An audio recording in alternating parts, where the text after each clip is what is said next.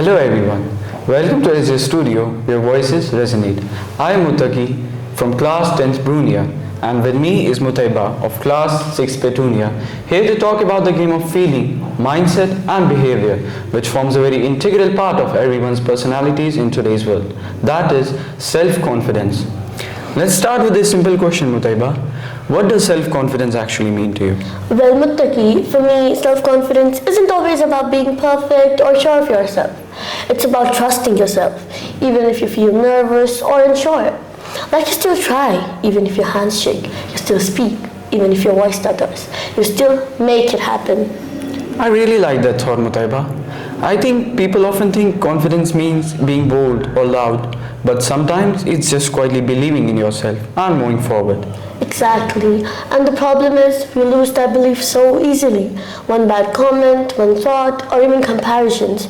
And we start doubting everything and questioning everything. That's so real, especially in schools. Do you think things like marks, competition, or expectation affect student confidence? Oh yeah, definitely. Sometimes we start measuring our worth through marks or achievements. And when we don't meet those expectations, we feel like we're not good enough. We feel like our efforts were for nothing. And trying, that just feels worthless. Precisely. Social media adds to that, right? Oh yeah, because we're comparing our real life to someone else's highlights. They purposely try to make it good. But in my opinion, confidence doesn't come from being better than others. It comes from improving yourself, even if you feel nervous or unsure. That's a strong point. Let me ask you something more personal, Mutaiba. Have you ever had a moment where you completely lost your confidence? Oh yeah, I think everybody has one. For me, it might be when something didn't go the way I expected it to. Maybe a performance or speaking in front of people. I started overthinking, my hands started shaking. And suddenly, I could feel like I couldn't do it anymore. But I didn't stop there, I kept going and this is where that got me to. That's amazing. But for every person who keeps going, there's 10 of us frozen by fear.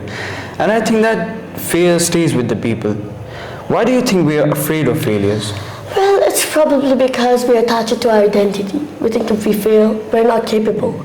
But actually, failure is a part of everyone's personalities. It's a part of everyone's life. We cannot understand the feeling of winning if we've never experienced failure before. That's true.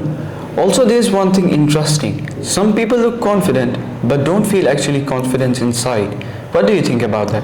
Well, that happens a lot. Some people act confident just to hide their insecurities. But actual confidence is when you're completely okay with yourselves, even if you're not perfect.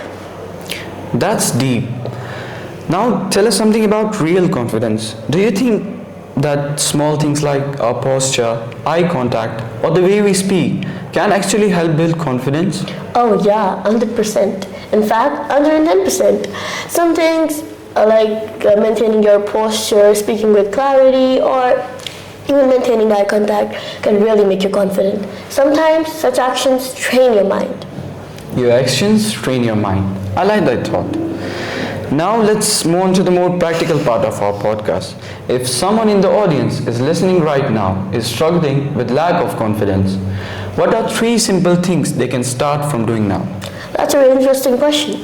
First of all, stop comparing yourself to others. Your only competition is who you were yesterday. Just look at your own lane and move forward.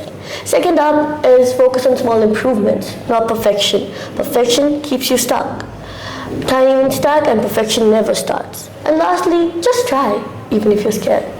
Because messy actions beat perfection rating every time. And in my opinion, confidence grows with action. That line is really powerful. Confidence grows with action. Before we end this wonderful podcast, I want to ask you one last question, Mutaiba. What would you say to someone who feels like they are nothing, not enough? I'd say you don't have to be perfect to be enough. You already are. You just need to start believing it. That's honestly the best message on which we can end this podcast. Self-confidence is about never being scared. It's about not letting that fear stop you. Thank you so much for being here. This is Muttaki signing off.